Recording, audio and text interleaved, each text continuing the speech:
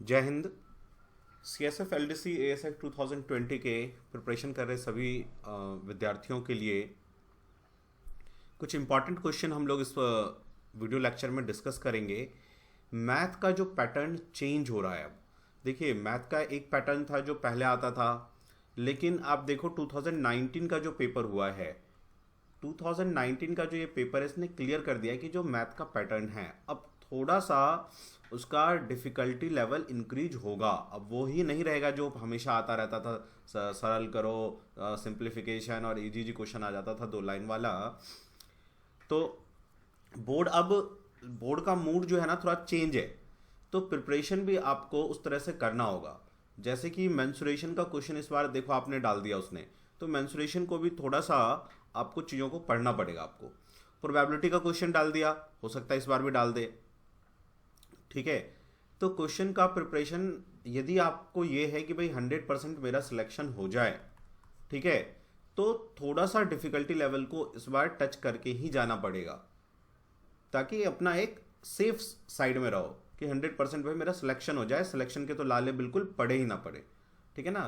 ये नहीं हो कि भाई छोटे छोटे चीज़ें थोड़ा थोड़ा कॉन्सेप्ट पढ़ के चले गए, अब पता चला वहाँ जो है ना पास होने के लाले पढ़ रहे हैं। बहुत स्टूडेंट ये कह रहे थे कि सर मेरा तो टाइम ही ख़त्म हो गया, मैं तो 2 घंटे मैथ ही करने में लग गया। तो मैथ करने में यदि डिफ़िकल्टी लेवल बहुत ज़्यादा भी होगा तो मैथ करने में 40 मिनट से ज़्यादा नहीं लगना चाहिए, समझ गए ना। तो एक्चुअली में ये लग क्यों रहा है, क्योंकि अभी भी आप क्या कर रहे हैं कि बड़ा बड़ा सा मेथड अपना रहे हैं, ठीक है। हर आप क्या कर रहे हो कि मैथ में इस एक चैप्टर में कुछ फॉर्मूले रटा, दूसरे चैप्टर में रटा, तीसरे चैप्टर में रटा, फॉर्मूले को अप्लाई नहीं कर पाए। तो अच्छा ये है, देखो कमीशन किस मोड में क्वेश्चन बनाती है, उस मोड को समझना जो है ना बहुत ज़रूरी है, ठीक है। तो मैथ्स जो है पूरा, चाहे आप कोई भी चैप्टर उठा लो, हर चैप्टर को करने का, सॉल्व करने का तरीका एक जैसा होना चाहिए, ताकि आप एग्जाम में भूलो ही नहीं कि अरे करना क्या है, ठीक है ना, और आपका टाइम ना लगे। नहीं तो आप मैक्सिमम जिनको मैथ्स बहुत अच्छा आता भी है, जिन्होंने ऐसा भी हुआ है कि मैथ में 45 मार्क्स जो है ना ले आए, लेकिन 2 घंटे लगा दिए उसी में, तो उनका रीजनिंग छूट गया, इंग्लिश छूट गया किसी का, ठीक है। तो मैथ्स का डिफ़िकल्टी लेवल आप देखो, हमेशा मैं कहता आया हूँ कि 2020 के लिए एक अपना एक मीडियम वो लेके चलो, कि थोड़ा सा यदि डिफ़िकल्ट क्वेश्चन भी आए तो आप उसे टच कर पाओ, उसे कर पाओ, ठीक है ना। ताकि मैथ्स में 45 नंबर तो आपके, देखो 42 से 45 नंबर तक यदि आप सिक्योर कर लेते हो मैथ में, जो आसानी है करने में, ठीक है। देखो इंग्लिश में क्या हो सकता है कि कुछ लोगों का जिनका कमज़ोर है, भाई 30 से 35 मान लो वो गेन करते हैं, ठीक है। एक स्ट्रेटेजी बनाओ कि भाई उसमें 30 से 35 में ले आऊँगा, तो मैथ में तो ज़्यादा लाना होगा ना, ठीक है, और लाया जा सकता है। ये मैथ्स में तो 50 आउट ऑफ 50 भी ला सकते हो, कोई बहुत बड़ी बात नहीं है। एक आध क्वेश्चन इधर उधर हो जाता है, फिर भी चलो भाई 48 47 आ जाएगा। तो आपका ये एक बेनिफिशियल पॉइंट है। बहुत से स्टूडेंट क्या कर रहे हैं कि इंग्लिश जिनका कमजोर है वो इंग्लिश को ठीक करने के चक्कर में मैथ को जो है ना वो छोड़ देते हैं, और फिर मैथ में 35 36 पर लटक जाते हैं। तो इस फ्लॉ को समझो कि यदि आपका मैथ्स ठीक है और मैथ्स को थोड़ा सा और अच्छा करके यदि हम उसको 45 के ऊपर लेके चले गए, तो इंग्लिश में यदि मेरा कम भी रह जाएगा तो भी मैं सिलेक्शन जो है वो 100% तो हो ही जाएगा, ठीक है। चलिए तो ऐसे कुछ इंपॉर्टेंट क्वेश्चन को ना डिस्कस करते हैं कि इन क्वेश्चन को कैसे करना चाहिए और आप कैसे करते आए अभी तक, ठीक है। वैसे पेन ड्राइव जिन जिन स्टूडेंट ने ले रखा है हमारा C S F L D C का, उनको ये मैथड्स आते होंगे। इस बार जो पेन ड्राइव हम लोगों ने बनाया उसमें सारा कुछ सब कुछ अब अपडेट कर दिया है, न्यू सिलेबस का डाल दिया है। चलिए क्वेश्चन देखते हैं कि इन क्वेश्चन को कैसे करना चाहिए। क्वेश्चन फर्स्ट है, the ratio of income of P and Q is 3:4 and the ratio of their expenditure is 2:3। इसने कहा एक आदमी के इनकम, आय का अनुपात, तो लिख लेते हैं हम लोग इनकम। इनकम भाई क्या है, 3:4 है पी और क्यू का, ये पी ले लिया ये क्यू ले लिया। फिर कहता है इनका जो एक्सपेंडिचर है, खर्च, वो 2:3 है, ठीक है। If both of them save 6,000, दोनों यदि 6,000 की बचत करते हैं, सेविंग कितना करते हैं दोनों, ये भी 6,000 और ये भी 6,000, ठीक है। तो कहता है कि पी की इनकम बता दो कि पी कितना कमाता है, इतना क्वेश्चन है। अब देखो इसको यदि एक्स और ये सब करके करोगे कि 3x 4x, तो मामला फंस सकता है। सिंपल क्वेश्चन है। देखो 3 रुपए में से 2 रुपए खर्च कर दिया तो कितना बचा लिया? 1 रुपए। और इसने 4 में से 3 रुपए खर्च कर दिया तो कितना बचा लिया? 1 रुपए बचा लिया। लेकिन आपका क्वेश्चन क्या कहता है कि नहीं 6000 बचाता है, तो बस इस एक को 6000 बना लो 6000 से मल्टीप्लाई करके। ठीक है, तो हर जगह 6000 मल्टीप्लाई होगा। गणित में क्या होता है, एक जगह गुना करते हैं तो हर जगह करना पड़ता है। तो 6000 यहां मल्टीप्लाई कर दो तो आपका कितना हो गया? 12 12,000 आंसर आया। फटाक से लगाओ और क्वेश्चन आगे बढ़ जाओ। ठीक है, इसी क्वेश्चन में यदि आप सोचो कि आप 2-3 मिनट आपने लगा दिया, थोड़ा सा डिफिकल्ट क्वेश्चन आ गया तो 5-6 मिनट लगा दिया, ऐसे करते करते ही आप टाइम कैलकुलेट नहीं करते हो और फिर वो 2 घंटे चला जाता है, मैथ 2 घंटे करते रह जाते हो। आपको लगता है कि अरे देखो क्या होता है, आप अपनी साइकोलॉजी को समझो। ये मैक्सिमम स्टूडेंट्स के साथ होता है कि जैसे सपोज करो एक क्वेश्चन था, उसको एक्स वैक्स लेके उन्होंने कर लिया, मान लो यही क्वेश्चन था, एक्स लगा के अपना कर लिया। ठीक है, उसको लगेगा अरे वाह मैंने तो कर लिया। फिर दूसरा उसने क्वेश्चन किया, उसमें भी एक्स लगा के कर लिया, उसको लगता है कि अरे मैं तो छा गया, मेरे क्वेश्चन तो हो रहे हैं। लेकिन वो ये गौर नहीं करता है कि उसका टाइम कितना जा रहा है। बाद में पता चलता है अरे मैथ होने में 2 घंटे लग गए। ठीक है, फिर दिक्कत आती है। फिर और क्वेश्चन में क्या होता है, आपका आते हुए भी घबराहट होती है और गलत कर देते हो। ठीक है, इंग्लिश में आते होते हुए भी घबराहट होती है, गलत कर देते हो। ये टाइम का खेल है। ठीक है, तो इस बात को समझ के थोड़ा सा मैथ का यदि आप अपने मेथड को थोड़ा ठीक कर लो तो मैथ्स में ज़्यादा नंबर आ जाएगा, टाइम कम लगेगा, घबराहट कम होगी। तो आगे जो लास्ट के 15 मिनट में आपके हाथ कांपने लग जाते हैं वो कांपेंगे नहीं। ठीक है, चलिए नेक्स्ट क्वेश्चन। जैसे क्वेश्चन नंबर 2 है, देखो oranges are bought at the rate of 10 for ₹25। ठीक है, कहते हैं कुछ संतरे 10 की दर से 25 रुपए में खरीदे गए। तो एक तरफ ले लो क्रय मूल्य, एक तरफ ले लो विक्रय मूल्य। मतलब एक तरफ कॉस्ट प्राइस और एक तरफ सेल प्राइस। ठीक है, हमेशा एक चीज और ध्यान रखो, देखो क्वेश्चन का ना एक लाइन पढ़ो, जो वो कहता है वो कर लो, फिर दूसरा लाइन पढ़ो, जो वो कहता है कर लो, और इस तरह से क्वेश्चन करते जाओ और आंसर आता जाएगा। यदि आप क्वेश्चन को बार बार रीड करोगे, बार बार पढ़ोगे, कंफ्यूज होगे, टाइम जाएगा। ठीक है ना, तो इसने ये कहा था ऑरेंजेस को 10 रुपए के दर से खरीदा जो गया वो 10 रुपए के दर से 25 रुपए में खरीदा गया। ठीक है ना, 10 क्वेश्चन। अच्छा, इसमें एक चीज और, रुको इसको और इजी तरीके से करते हैं। ऐसा करो, इसको ना क्वांटिटी और प्राइस से करो, क्वांटिटी प्राइस। ठीक है, तो क्या हुआ, जब खरीदा गया तो कॉस्ट प्राइस क्रय मूल्य। ठीक है, तो 10 संतरे 25 रुपए की दर से खरीदे गए और जब बेचा गया तो सेलिंग प्राइस क्या हुआ, क्या कहता है, sold at the rate of 9 for 25। 9 संतरे 25 रुपए की दर से बेच दिए गए। ठीक है ना, 10 संतरे 25 की दर से खरीदे गए, 9 संतरे 25 की दर से बेच दिए गए। फाइंड प्रॉफिट परसेंट, लाभ प्रतिशत ज्ञात करें। बहुत इजी, देखो प्राइस तो दोनों का सेम है कि नहीं। तो यहां देखो क्या अंतर है कि यहां पे 10 चीज खरीदा और 9 चीज बेचा। इसका मतलब उसको 9 चीज बेचने पे 10 के पैसे आ गए। समझ रहे हो, उसने 9 चीज बेचा और 10 के पैसे आ गए, पैसे तो इक्वल है ना। तो 9 चीज बेचने पर एक चीज का फायदा हो गया, तो ये कितना परसेंट होता है, 11 1/9%। फटाक से लगा दिया आंसर। ठीक है भाई, 1/9 इस तरह का जो सिंपल फ्रैक्शन है, मैंने आपको पेन ड्राइव में बताया हुआ है, पेन ड्राइव कोर्स में, कि इन फ्रैक्शंस को याद कर लो, फटाक से लिख दो। अब कोई यहाँ पे 100 से मल्टीप्लाई करने लगेगा, डिवाइड करने लगेगा, टाइम वेस्ट करेगा अपना।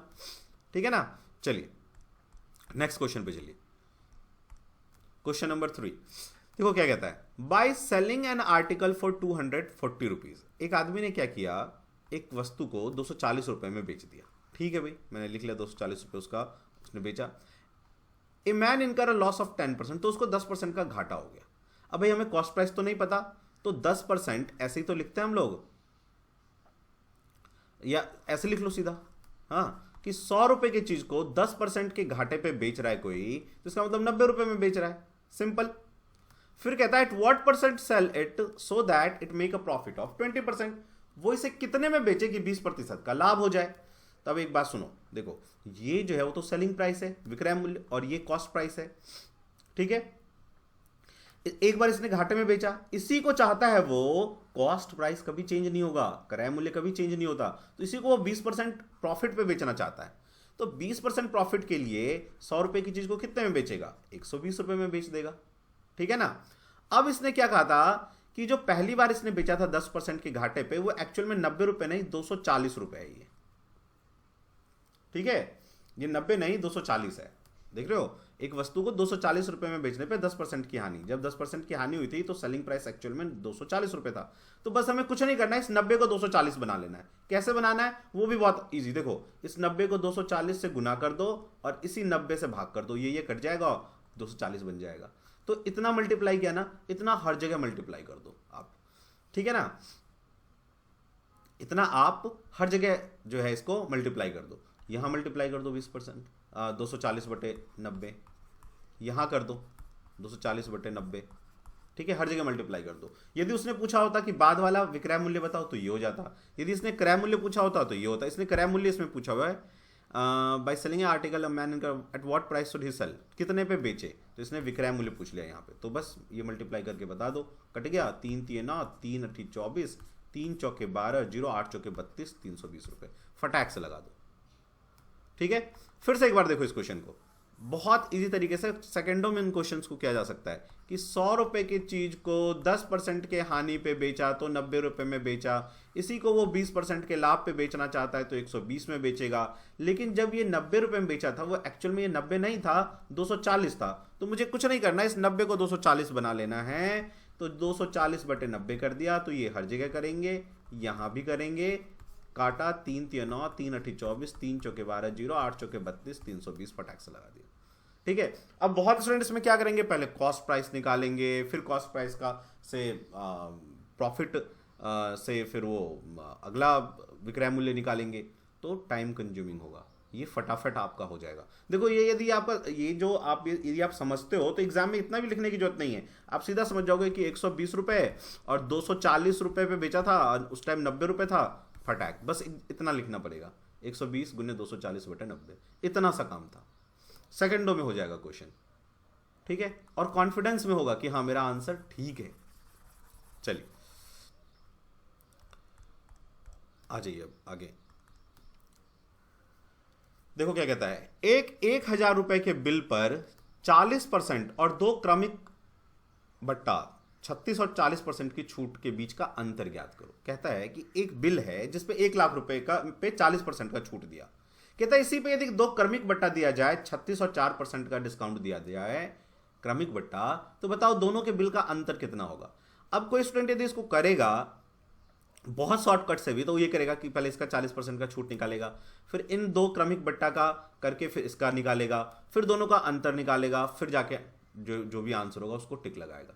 और जानते हो कितना इजी है, ये देखो 1 लाख पे क्रमिक बट्टा चाहिए ना, 36 × 4/100% का उसे ये अंतर आएगा, इतने का अंतर आएगा। इस परसेंटेज को भी हटाओ, नीचे 100 लगाओ, 4 0 से 4 0 उड़ा दो, 36 चौके 144। ठीक है ना, सॉरी ये 4 है, 4%, तो 36 चौके 144 और ये 1 0, 1440 रुपए जो है इतने का अंतर होगा। ठीक है, और ये इसी को आप यदि क्या करोगे, 40% का पहले निकालोगे, फिर 36 4 का समान समतुल्य बट्टा निकाल के फिर उसका अंतर निकालोगे, फिर दोनों को माइनस करोगे, कितना टाइम जाएगा। ठीक है, चलिए क्वेश्चन नंबर 5 पे आओ। क्या कहता है, 3000 रुपए की राशि 3 वर्षों में किस चक्रवृद्धि ब्याज के दर से 3900 इतना रुपए हो जाएगा। टाइम 3 वर्ष है। तो देखो इसमें अब यदि फॉर्मूला लगाने जाओगे तो आप फंसोगे, पक्का फंसोगे और टाइम ज़्यादा लगेगा। तो फटाक से क्या करो ना, यदि कट रहा है तो काट लो ना इसे, 3 × 3 0 0 0, 3 × 3 3 3 9 3 3 9 3 × 3, 3 वर्षों में हुआ है ना, तो बस रूट निकाल दो, 3 का क्यूब रूट निकाल दो ऐसे। तो 1000 का क्यूब रूट क्या हो जाएगा 10, और इसका ये किसका है 11 का है ना भाई। 2 से लेके 30 तक का स्क्वायर, 2 से लेके 20 तक का क्यूब तो याद रखो भाई, ठीक है ना। 10 से 11 रुपए हो गया, तो भाई 10 रुपए लगा के यदि मुझे 11 रुपए मिल रहा है तो एक्चुअल में क्या हो रहा है, 10 रुपए पे 1 रुपए का मुझे जो है ब्याज मिल रहा है। तो 10 रुपए लगा के यदि मुझे 1 रुपए का ब्याज मिल रहा है तो 1/10 कितना परसेंट हो गया, 10% हो गया। ठीक है, यदि आप यहाँ 100 से मल्टीप्लाई करोगे तो 10% आएगा ना, फटाक से लगा दिया आंसर। ठीक है, चलिए क्या कहता है अभी, average of 5 conjugative number is 20, find the largest of them. 5 क्रमागत संख्याओं का औसत 20 है, तो उनमें से जो बड़ी संख्या है वो ज्ञात करें। ठीक है, अब इस क्वेश्चन को मान लो कोई करा और किसी ने एक्स एक्स लिया, तो एक छोटे से क्वेश्चन में उसका बहुत टाइम चला जाएगा। प्रॉब्लम क्या आएगा फिर, जो कॉम्प्लेक्स क्वेश्चन होगा, जो हार्ड क्वेश्चन होगा मेरे भाइयों, आप उसमें जो है ना टाइम नहीं दे पाओगे। आप इस बात को समझो। आप इस बहुत स्टूडेंट ये समझते हैं कि अरे सर हम उस अपने तरीके से करेंगे तो क्या दिक्कत होगा, टाइम बहुत ले जाएगा। वही टाइम आपको आगे घबराहट पैदा करेगा। आप याद करो एग्जाम हॉल में क्या लास्ट के 15 मिनट में आपके हाथ नहीं कांपने लग जाते हैं, पैर नहीं फूलने लग जाते हैं कि अरे मेरा टाइम खत्म हो रहा है। ठीक है, इसी को तो सेव करना है। ठीक है, और बाकी जो स्ट्रेटेजी मैंने बताया है उन स्ट्रेटेजी को फॉलो करो। पेनड्राइव में आपके बताया हुआ है कि कैसे एग्जाम का पैटर्न करना चाहिए, उसी हिसाब से हम लोग टेस्ट सीरीज ले रहे हैं, उसी टेस्ट सीरीज को आप करो, पेनड्राइव को पूरा करो तो आराम से भाई। यदि कोई 2 घंटे भी देता है ना, 1.5 से 2 घंटे ड्यूटी के बाद, ठीक है, तो बिल्कुल पेनड्राइव आपके एग्जाम के अकॉर्डिंग बना हुआ है। ठीक है, आपके लेवल से 1 से 1.5 घंटे भी डेली, 1.5 से 2 घंटे भी दे दोगे तो पहली बार में 100% क्वालिफाई कर जाओगे। पेपर बाहर से आएगा ही नहीं, उतने में से आएगा। करो तो सही पहले उसको पूरा। देखो अब इस क्वेश्चन को क्या है भाई, 5 नंबर है ना, मैंने 5 नंबर लिख लिया, 1 2 3 4 5। तो एवरेज कौन सा होता है, जो बीच वाला होता है। कह रहा है कि the average of 5 conjugative number is 20, find the largest number. तो मैंने 5 नंबर लिख लिया। ठीक है, इसमें बीच वाला क्या होता है, यही तो होता है ना बीच वाला एवरेज। तो ये 20, तो ये तीसरा नंबर है, यही तो 20 होगा। तो भाई अगला क्या होगा 21, उससे अगला क्या होगा 22। तो लार्जेस्ट नंबर क्या आ गया 22। यदि हमें इसने पूछा होता छोटा बताओ, तो 20 से पहले 19, 19 से पहले 18, तो छोटा वाला 18 होता। अभी उसने बड़ा वाला पूछा है तो 22 आएगा। Easy question. ठीक है, चलिए जिन स्टूडेंट ने हमारा सीएसएफ का पेनड्राइव का कोर्स नहीं लिया है, वो इंटरेस्टेड हो, लेना चाहते हैं, देखो पेनड्राइव 4200 का है। इसमें आपको मैं अभी दिखा देता हूं, सारा कोर्स मिल जाएगा।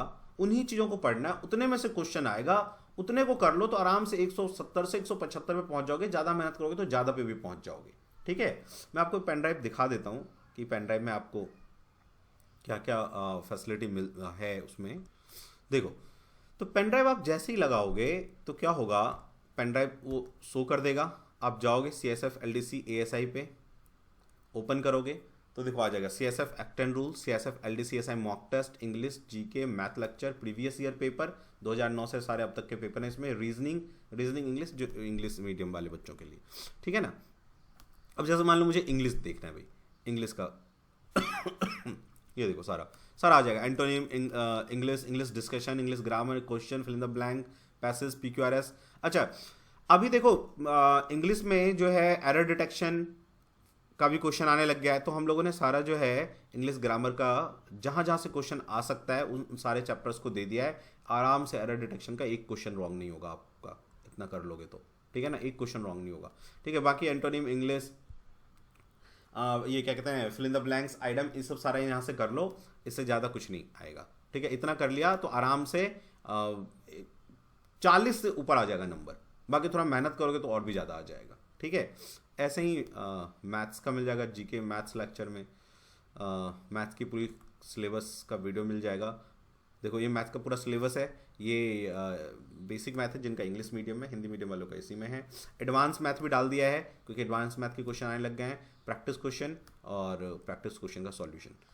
ठीक है, सारा जो चैप्टर है वो सारा चैप्टर डाल दिया है, कहीं कोई प्रॉब्लम नहीं आएगा अब आपको। ठीक है, प्रोबेबिलिटी भी डाल दिया है।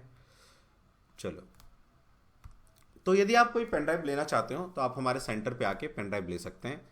क्वेश्चन यहीं से आएगा। हर साल जो भी बच्चे क्वालिफाई करते हैं, स्टूडेंट क्वालिफाई करते हैं, उनके पास हमारा पेनड्राइव कोर्स किसी ना किसी वे में हमारा कोई कोर्स होता ही होता है। ठीक है, 2009 से हम लोग प्रिपरेशन करवाते आ रहे हैं, तो उस एक्सपीरियंस का आप फ़ायदा उठाओ।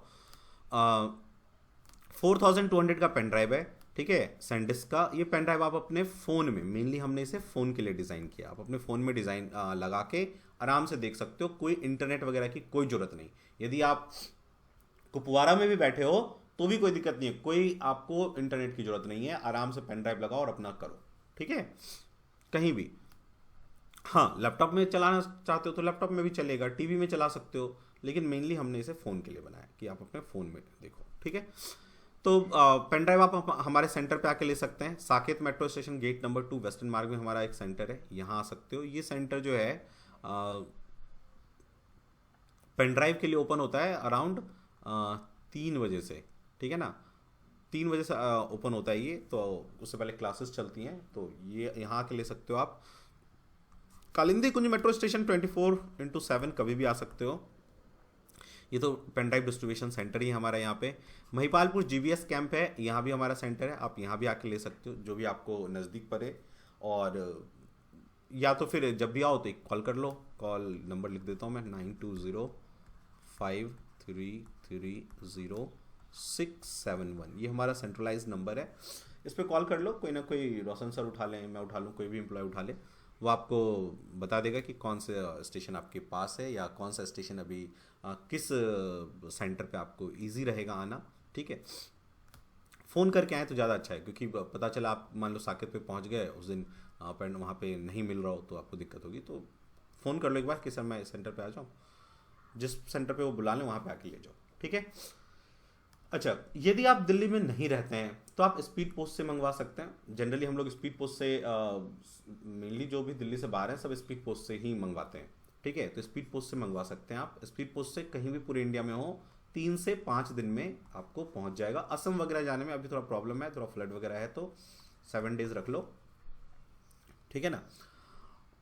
लेकिन जब यदि आप स्पीड पोस्ट से मंगाओगे तो पहले आपको पे करना होगा फ़ी 4200, जो पेन ड्राइव का फ़ी है। कोई हम लोग एक्स्ट्रा चार्ज नहीं ले रहे हैं डिलीवरी का, ठीक है ना। तो फ़ोन पे, गूगल पे आप इस नंबर पे कर सकते हो 4200। यदि ऑनलाइन बैंकिंग करना चाहो तो उसका डिटेल मैंने दे दिया है। पेमेंट करने के बाद उसका एक स्लिप, अपना नाम plus address with pin code, pin code पूरा प्रॉपर लिखना, ठीक लिखना ध्यान से। 2 फ़ोन नंबर, ताकि आपको वो कांटेक्ट कर ले पोस्टमैन जब पहुँचे। तो जनरली आप लोगों का जो संतरी होता है गेट के बाहर कैंप्स में, तो वहाँ पे वो डिलीवर कर देता है, आप वहाँ से ले लो। लेकिन वो कई बार कॉल नहीं करता है तो संतरी को डिलीवर कर देता है, जहाँ पे जाना अलाउ नहीं है अंदर, ठीक है ना। तो slip, name, address, pin code, 2 phone number, और जिस फ़ोन में इसका चलाओगे ना उसका OTG टाइप, मतलब C टाइप यूज़ करते हो आप उसमें चार्जर या माइक्रो OTG, ये सारा डेटा आप हमें 9205330671 पे सेंड कर दो, व्हाट्सएप कर दो, ठीक है। आप जैसे ही व्हाट्सएप करोगे ये पैकिंग डिपार्टमेंट में जाएगा। पैकिंग डिपार्टमेंट वाले पैकिंग के बाद आपको पैकिंग का डिटेल सेंड कर देंगे। आप उसे ओके कर दोगे कि एड्रेस ठीक लिखा हुआ है पैकेज पे, तो वो स्पीड पोस्ट में चला जाएगा। वहाँ से आपको स्पीड पोस्ट का सारा डिटेल मिल जाएगा, ट्रैकिंग नंबर मिल जाएगा, आप अपना ट्रैक करते रहो। 3 से 5 दिन में कहीं भी वो पहुँच जाएगा। 7 days in the case of जो है ये अभी असम वगैरह जाने में, जो फ्लड का सिचुएशन जहाँ पे है, ठीक है। और लगभग इतना ही 7 दिन के करीब लग जाता है। यदि आप अंडमान निकोबार या इधर कहीं पे आइलैंड वगैरह में हो तो थोड़ा सा वहाँ टाइम लग जाता है, ठीक है ना। और जो आके लेना चाहते हैं उसके लिए तो सबसे अच्छा ईजी है, अपना आओ, लो, चेक कर लो, जाओ, ठीक है। फिर भी यदि आपको कोई भी प्रॉब्लम हो, कुछ डाउट हो, कुछ पूछना हो, तो इस नंबर पे कॉल कर सकते हैं, ठीक है। चलिए मिलते हैं नेक्स्ट क्लास में। Thank you.